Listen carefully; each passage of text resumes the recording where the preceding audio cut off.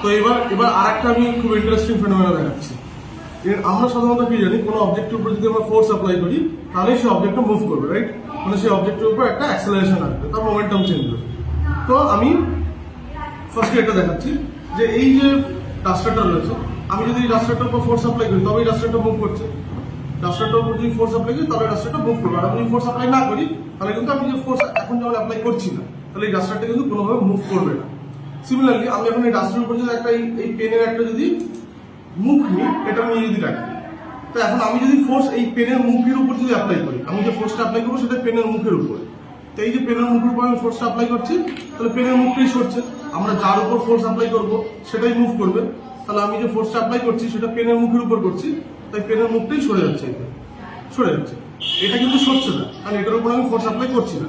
আমি যদি এটার উপর ফোর্স অ্যাপ্লাই করতাম তাহলে এটা সরে যাচ্ছে। হ্যাঁ, এখানেও একটা জিনিস বোঝার আছে যে আমি ফোর্সটা অ্যাপ্লাই করছি ডাস্টের উপর, তাহলে পেনের মুখটা কেন সরছে? পেনের মুখটা তো একই জায়গায় দাঁড়িয়ে থাকা উচিত ছিল।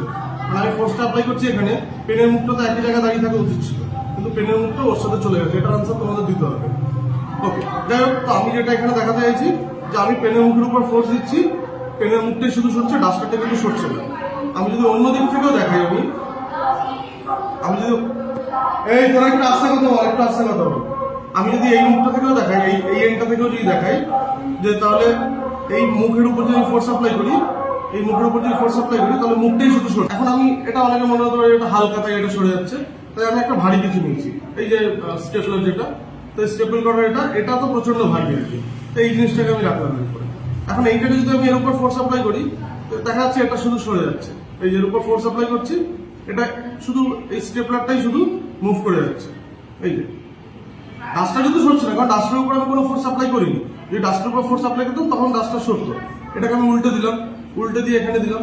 এখন আমি যে এই স্টেপলারের উপর এই অবজেক্টের উপর ফোর্স অ্যাপ্লাই করছি, এই অবজেক্টই মুভ করছে, ডাস্টার কিন্তু মুভ করছে না। এই যে, কারণ ডাস্টারের উপর যদি ফোর্স অ্যাপ্লাই করি তবে না ডাস্টার মুভ করবে, কিন্তু আমি ফোর্সটা যেটা অ্যাপ্লাই করছি সেটা আমি স্টেপলারের উপর অ্যাপ্লাই করছি, তাই স্টেপলারটাই মুভ করছে, ডাস্টার কিন্তু মুভ করছে না। এটা লজিকটা কি? লজিকটা আমি বোর্ডে দেখাবো, কিন্তু তার আগে তোমরা চেষ্টা করো লজিকটা কি। এবার আমি জাস্ট এখানে একটা কনফিগারেশন একটা চেঞ্জ করবো। জাস্ট কি কনফিগারেশন চেঞ্জ করবো? আমি যখন এই ডাস্টারের নিচে দুটো চাকা দিয়ে দেবো। চাকা দিয়ে দেওয়ার অর্থ কি?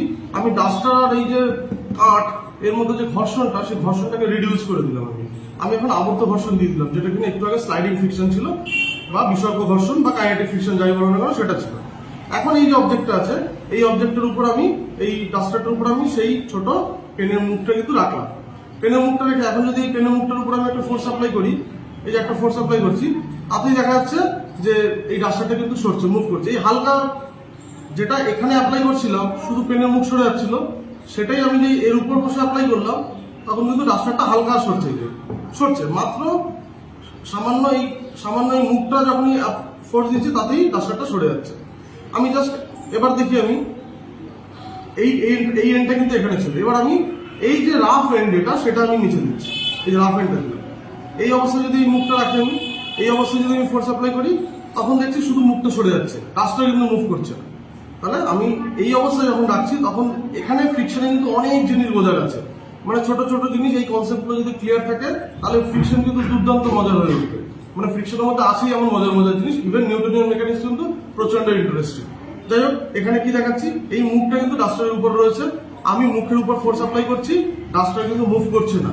কিন্তু যেই আমি এই কনফিগারেশনটাকে এরকম করে দিয়েছিলাম, সেই অবস্থায় কিন্তু আমি মুখের উপর ফোর্স দিচ্ছি, ডাস্টার সরে যাচ্ছে। আমি কি ডাস্টারের উপর কোনো ফোর্স অ্যাপ্লাই করেছি? আমি ডাস্টারের উপর কিন্তু কোনো ফোর্স অ্যাপ্লাই করিনি। আমি যদি ডাস্টারের উপর ফোর্স অ্যাপ্লাই করতাম তখন ডাস্টার মুভ করতো, ঠিক ছিল। কিন্তু আমি কিন্তু ফোর্স অ্যাপ্লাই করেছি এই মুখটার উপর, এই যে পেনের যে মুখটা, মার্কারের যে মুখটা, তার উপর কিন্তু আমি ফোর্স অ্যাপ্লাই করেছি। তাতেও দেখা যাচ্ছে ডাস্টারটা কিন্তু মুভ করছে। কিন্তু এই কনফিগারেশনে যদি আমি এই মুখের উপরই যদি ফোর্স দিই, তখন কিন্তু ডাস্টার মুভ করছে না। কেন হচ্ছে? ফ্রিকশনের জন্য হচ্ছে। ডেফিনেটলি কিন্তু এটার আনসার তোমরা দেওয়ার চেষ্টা করো বা বোঝার চেষ্টা করো। এবার আমি ডেফিনেটলি খুব ভারী একটা বস্তু রাখবো, সেই ভারী বস্তুটা যদি আমি এর উপর রাখি, তখন দেখা যাবে এই ভারী বস্তুর উপর যদি ফোর্স দিই, দেখবো যে বস্তুটা তো সরছেই না। ওক্ষেত্রে বস্তুটা তো সরছিল, এখানে কিন্তু বস্তুটা সরছেই না, শুধু কিন্তু এই ডাস্টারটাই সরে যাচ্ছে। আমি আরেকবার দেখাচ্ছি, আমি যে ফোর্সটা অ্যাপ্লাই করবো সেটা ডাস্টারের উপর করবো না, আমি যে ফোর্সটা অ্যাপ্লাই করবো সেটা আমি স্টেপলারের উপরে করবো। তো এই স্টেপলারের উপরে যদি আমি ফোর্সটা দিই, দেখো সেটা ডাস্টারটা কিন্তু সরে যাচ্ছে। আমি যদি এর কনফিগারেশনটা চেঞ্জ করে দিই, আমি যদি এরকম করে দিই, তার উপরে যদি আমি এই স্টেপলারটা রাখি, তাহলে কিন্তু সেই স্টেপলারের উপরে যদি আমি আবার ফোর্স দিই, দেখো সেই ডাস্টারটাই কিন্তু মুভ করছে। কেন হচ্ছে তার লজিক ডেফিনেটলি দেওয়ার চেষ্টা করো, নিজে ভাবার চেষ্টা করো যে কেন হচ্ছে। দরকার হলে খাতায় আঁকো যে কোথায় কিভাবে ফ্রিকশন কাজ করছে। আমি এর প্রপার লজিক যে কোথায় ফ্রিকশন কিভাবে কাজ করছে আর কেন এই সমস্ত ইনসিডেন্টগুলো হচ্ছে, সেগুলো আমি বোর্ডে দেখাবো।